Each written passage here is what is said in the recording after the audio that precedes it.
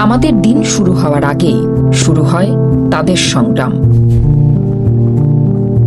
তাদের হাতেই শহর চলে, তাদের ঘামেই গড়ে ওঠে সমাজের ভবিষ্যৎ। ক্লান্ত শরীর, কিন্তু থেমে থাকে না দায়িত্ব।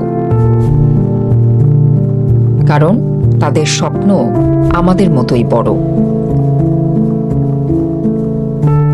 এই শক্ত রুক্ষ হাতগুলো কেবল পরিশ্রমের গল্পই বলে না, নীরবে গড়ে তোলে আমাদের আগামী দিনের ভিত।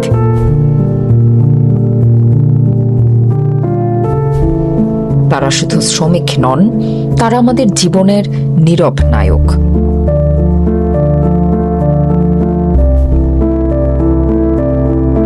আসুন সম্মান করি প্রতিটি শ্রমকে।